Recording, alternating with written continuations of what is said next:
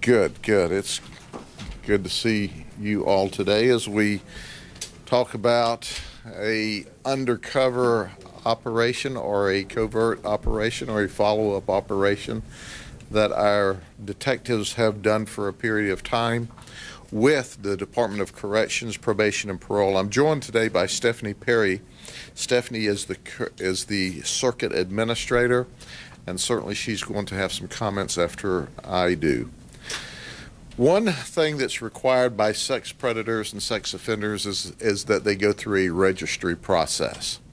And depending on who they are and what their charges are, that determines on what and how they register and how often they register. So we're not going to get down in the bushes on that. But part of the operation was dealing with sex offenders and sex predators that were on a registry process or a probation and registry because they were violating the law or had violated the law in the past, with the allegations being against children. The other part of the operation is our child pornography investigations, where we were looking on peer-to-peer to see if people were out actively trying to either possess and or transmit or deal in child pornography. And here's what we found. We made 42 total arrests. Of the 42 arrests we made, 37 were child-related. And there's one outstanding warrant, and I'll go over that person in just a minute.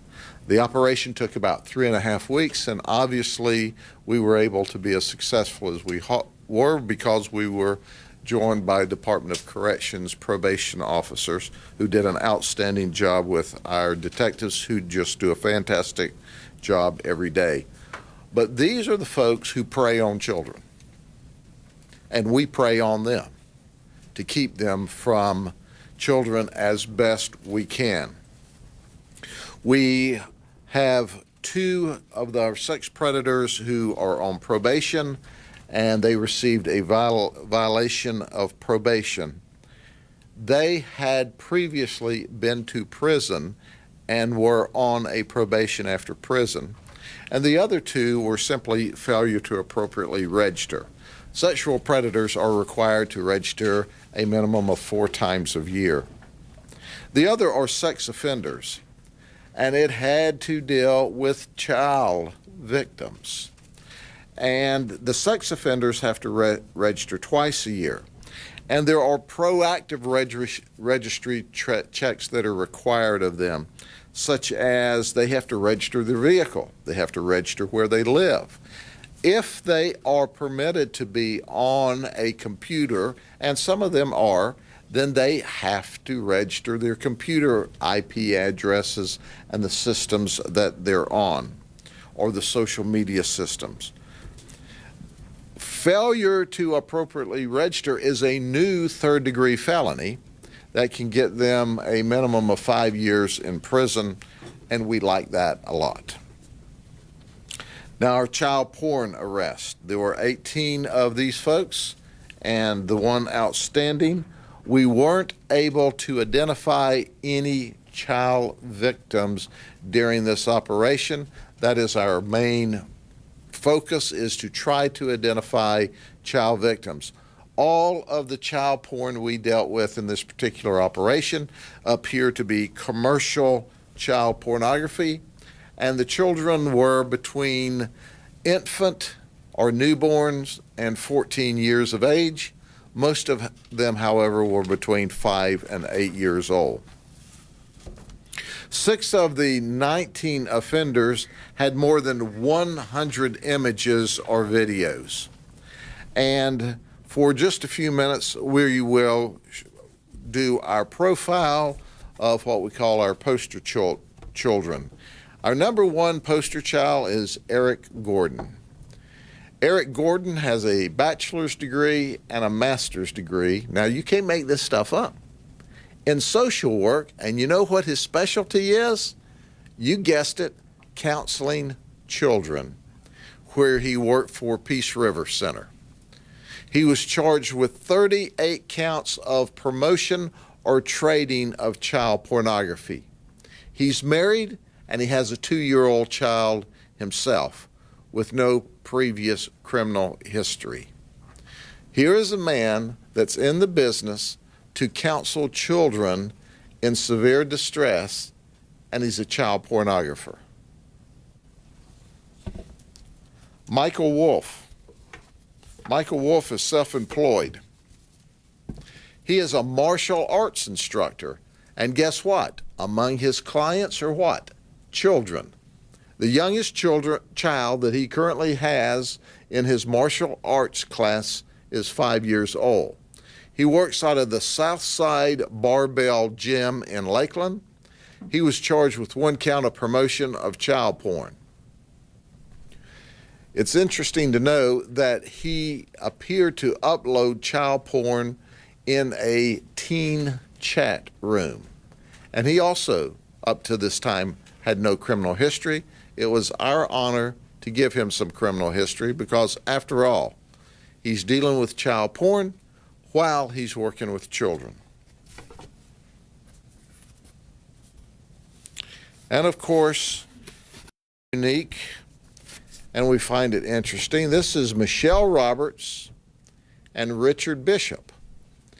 They claim to be married, at least common law married. There are 3 children in their home less than 5 years of age. They're both charged with 20 counts of child pornography. They are sharing child pornography. This, as far back as we can remember, is the very first couple that both got arrested. Apparently, they utilized child porn in maybe some of their own sexual environments. We don't see any evidence that their children are victims of child porn. And we can't remember another woman that's been arrested in a peer-to-peer child porn operation. Maybe you can. So they get the dubious distinction of being the first husband and wife arrested for peer-to-peer child porn, and she gets the first position of being a woman arrested in a peer-to-peer operation that we recall. These are nasty, nasty people. All of them, and this is a family affair of nasty, nasty people.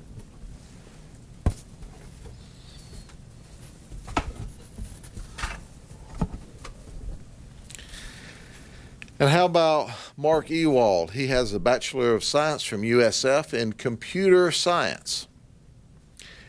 He works for Presidium, and Presidium is a contract company, so if you need a network set up or need network work done, you hire Presidium, and they'll send Mark out to you. Well, except that he's detained right now in jail. He has his own server at his home, so he can access any data that he has from any place in the world. He's a member of our 100+ club. He has over 100 counts of child pornography. This is a deviant of the first order. And of course, Michael Dietz goes to Polk State College where he's studying computer science. He said he's been viewing child porn for 14 years, and he's been viewing this child porn with children as young as 3 months old. He too is a member of our 100+ club child porn. Here's the guy that's hiding from us. Now, Matthew Sutton's got a good mama, because she would not only not cooperate with us, she actually went to jail in the process by frustrating us while we were trying to actively do a search warrant. But she's not telling us where Matthew Sutton is or where he works. She just interfered while we were trying to do the search warrant at his house.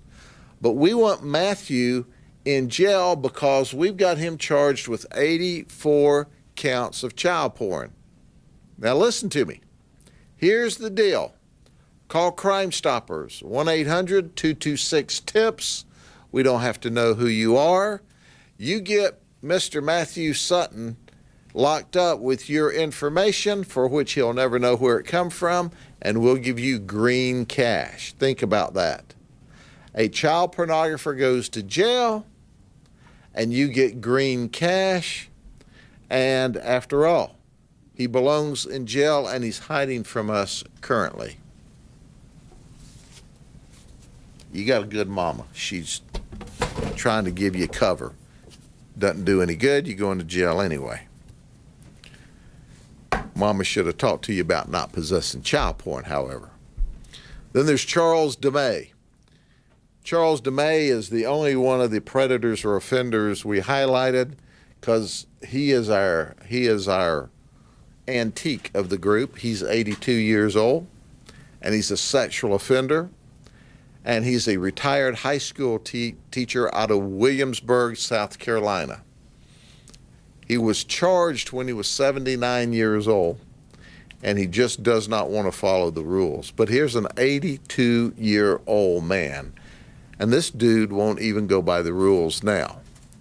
Well, Charles, I hate for you to spend the rest of your life in prison, but you earned it, and you're going to prison. Okay, before we take questions, please allow me to turn the podium over to Stephanie Perry, who has some comments and some information she wants to share with you. Thank you, Sheriff. Yes, ma'am. Good morning. I would just like to share that an integral piece of the Department of Corrections' mission is to ensure public safety.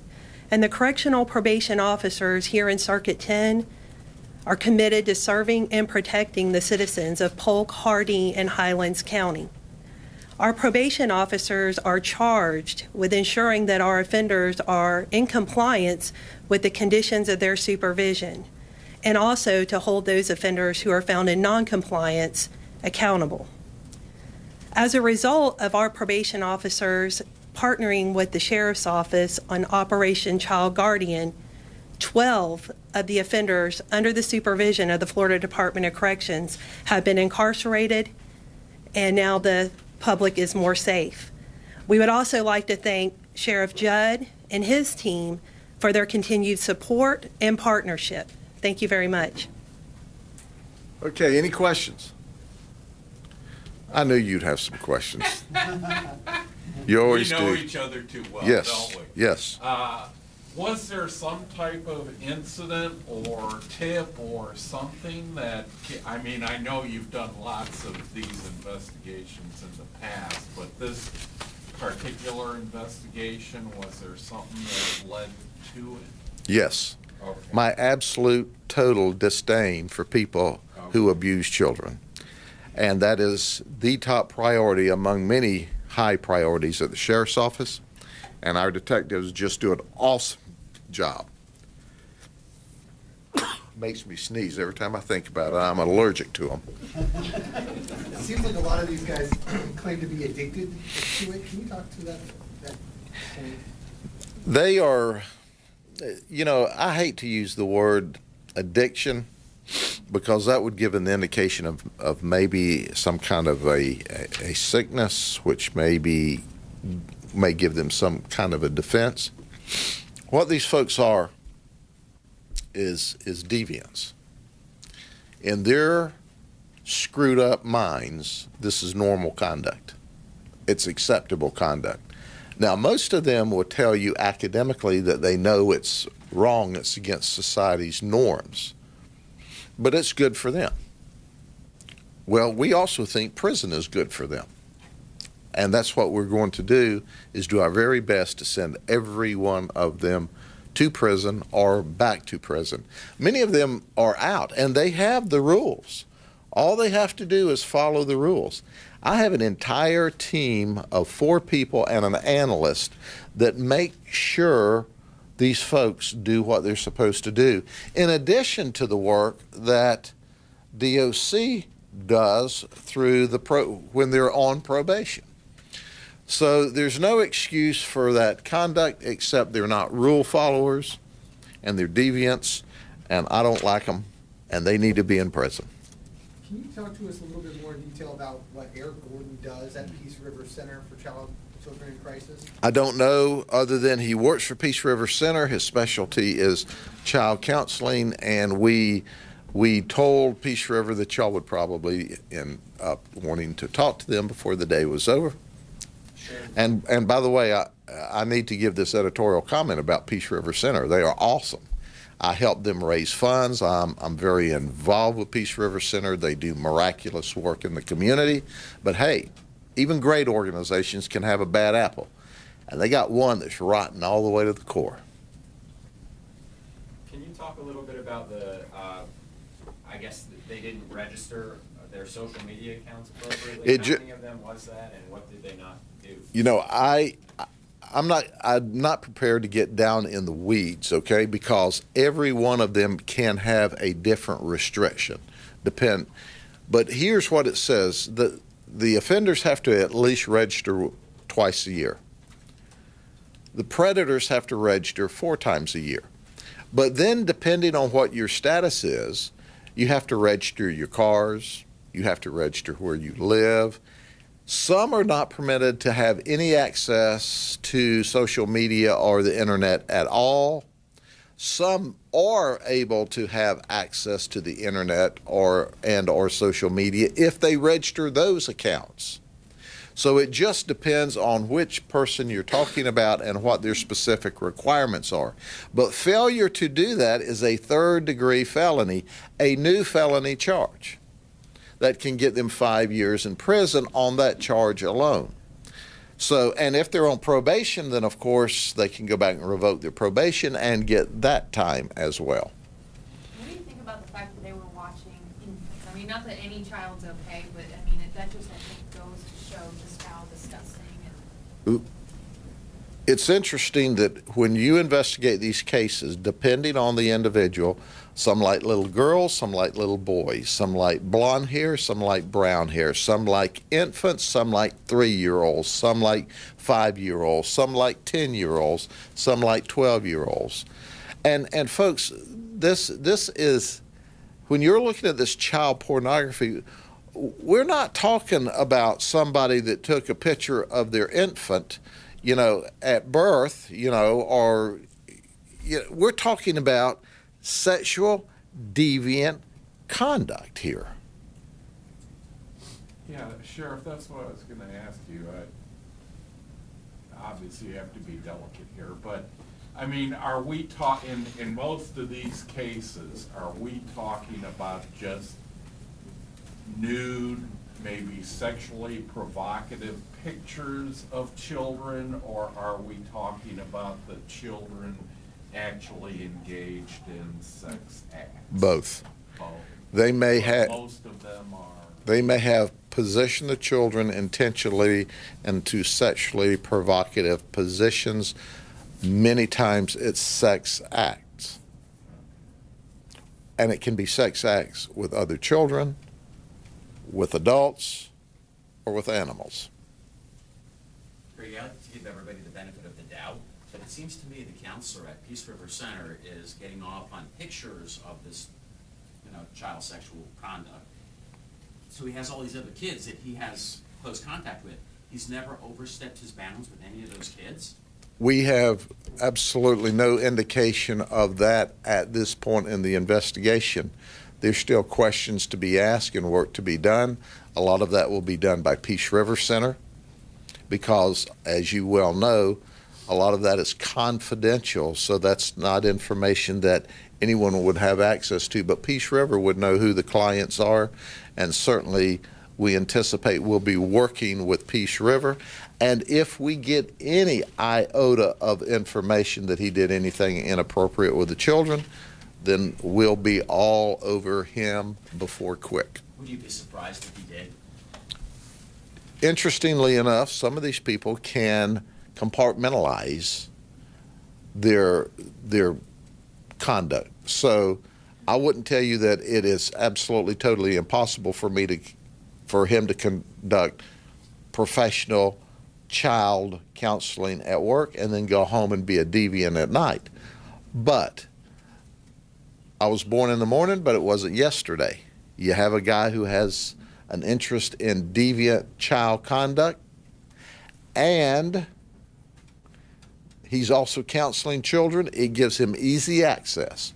So a red flag automatically goes up, which means we automatically pay very, very close attention to his conduct and what he's doing at work. Was his wife totally unaware of this? I haven't talked to his wife. I don't have any idea. What was he saying when he was arrested? Did he confess? Or? He did not confess. I don't believe he confessed at all. Let me show you his picture again. Everybody needs a second look at this dude. Oh, Eric Gordon, bachelor's and a master's in social work with a specialty and a focus in working and counseling youth. 38 charges. This is not an accident. These people we arrest, they tell us, oh, I accidentally hit a button. Oh, yeah, 38 times? How'd that work for you? No criminal history, married with a 2-year-old baby. Sheriff, Excuse me? How did you come across him, like, as a suspect? Great investigative technique.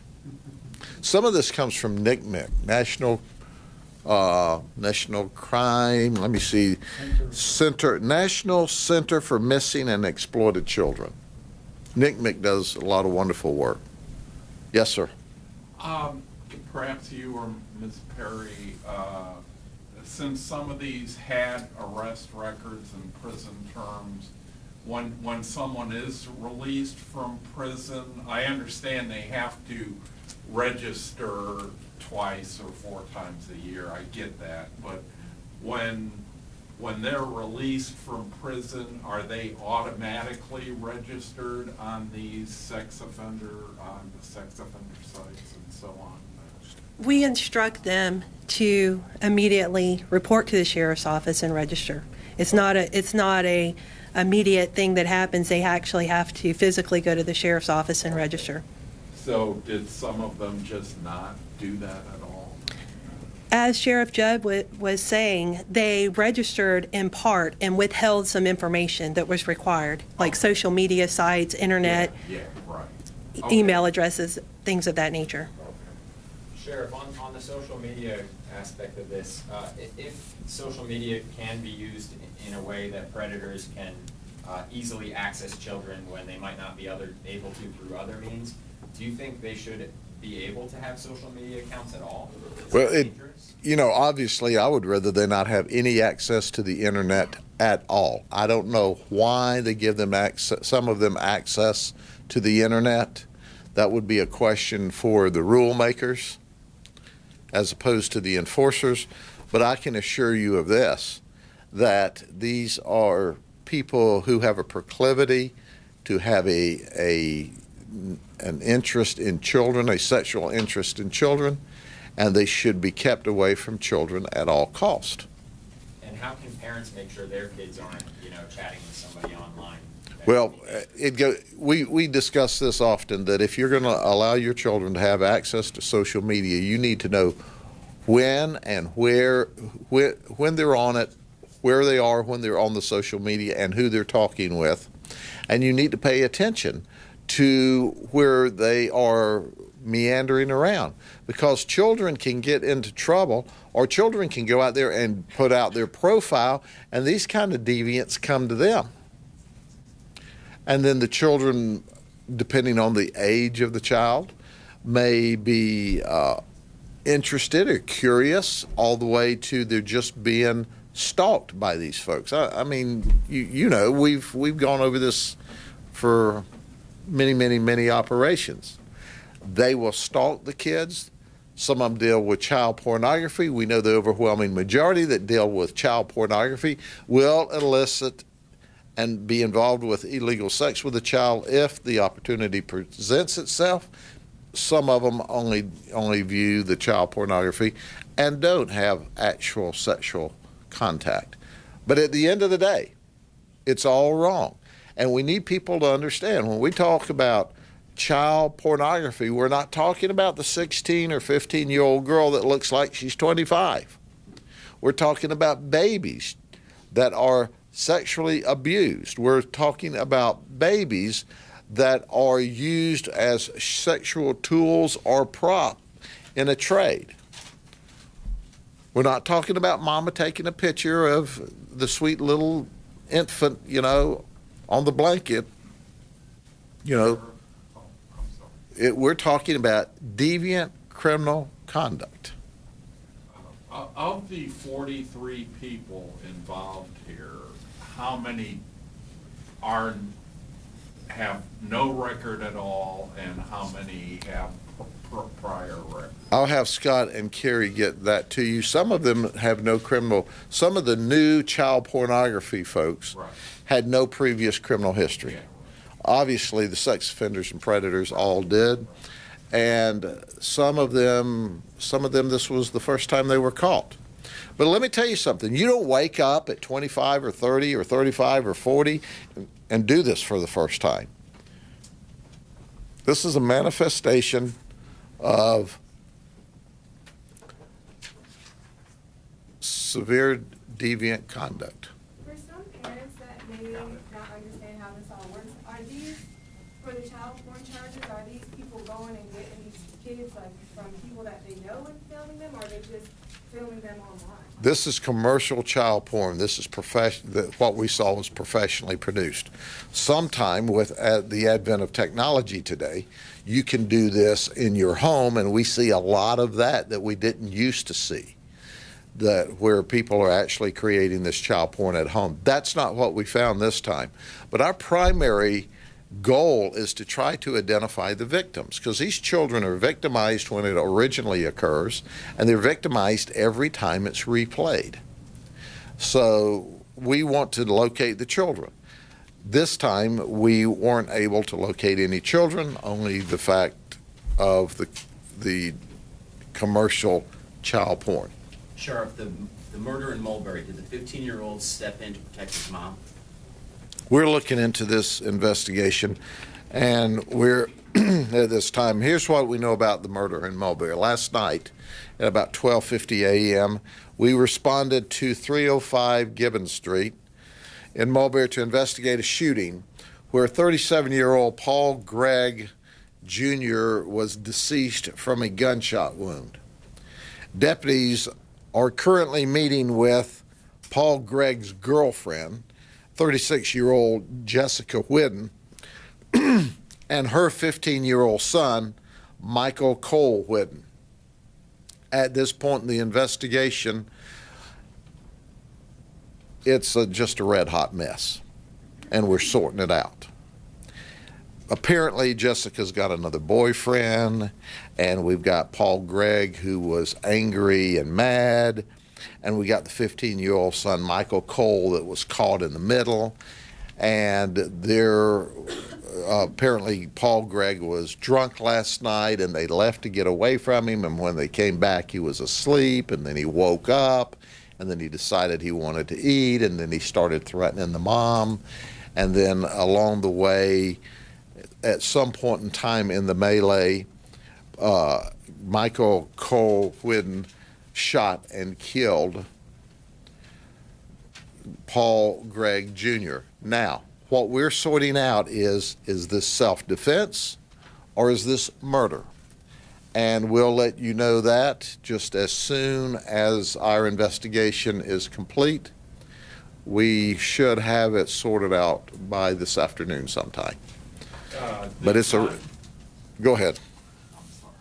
The gun that the boy used, was that it says here that Greg had pointed a shotgun. Yes.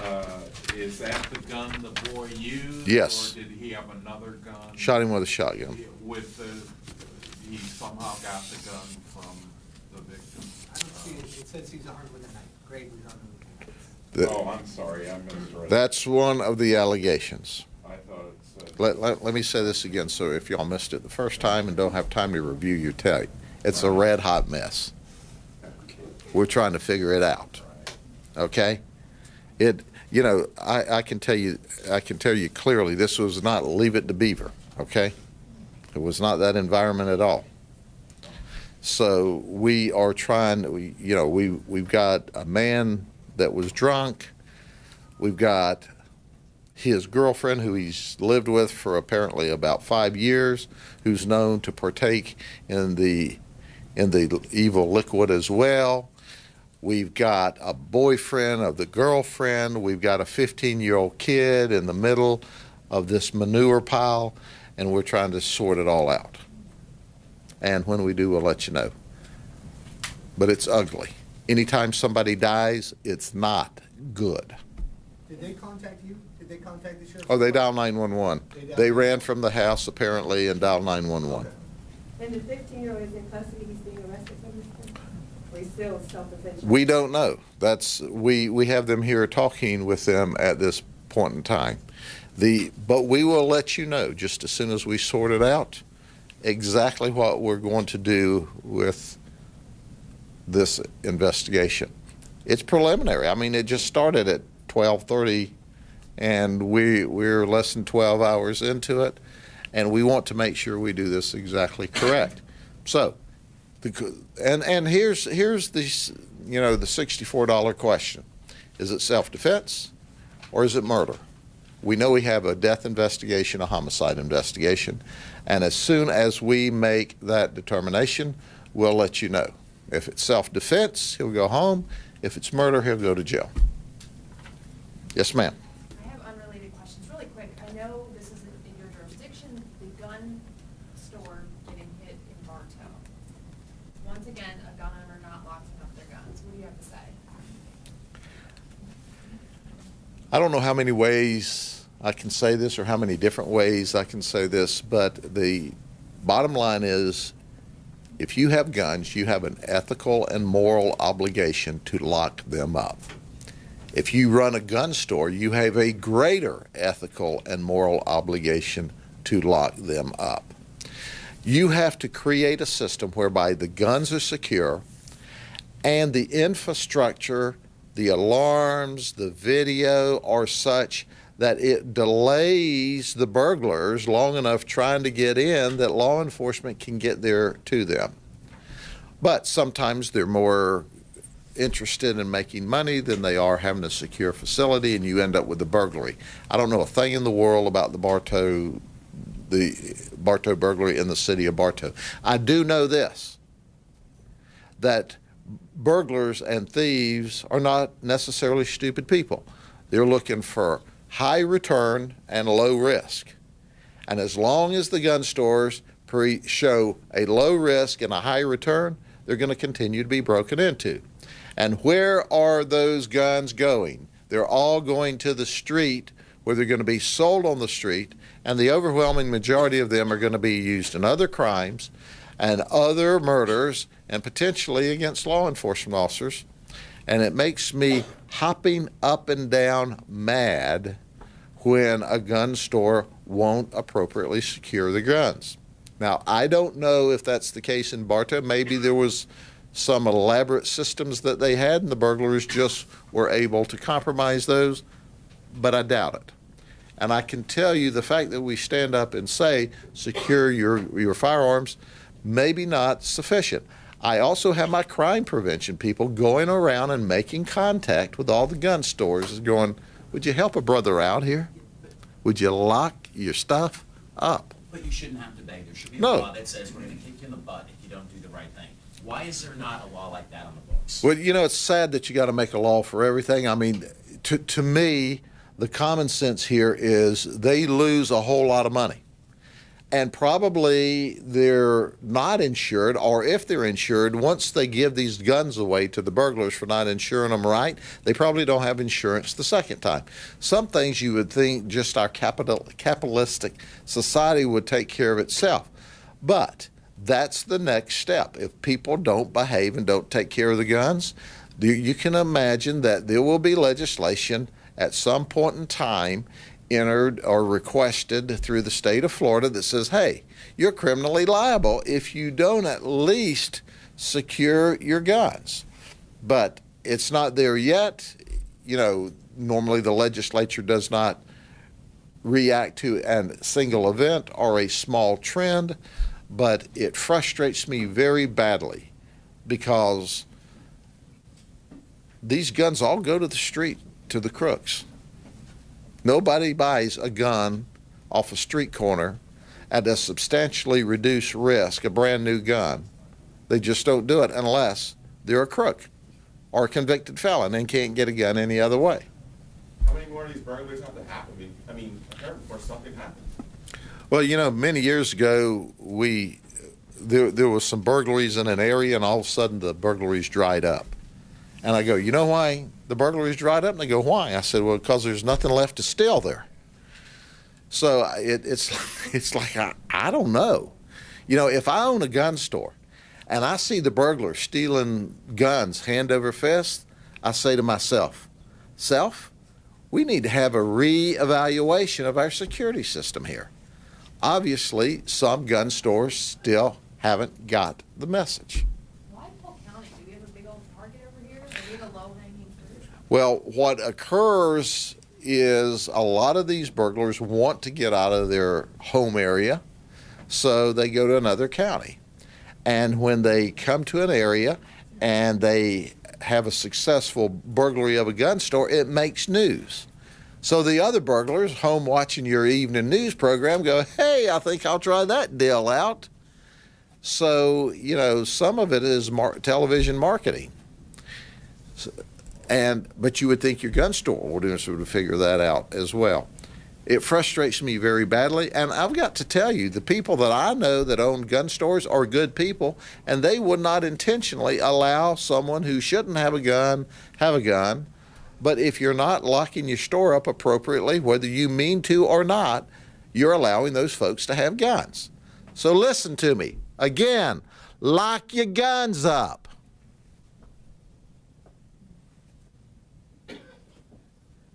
If you don't, the thugs are going to have them.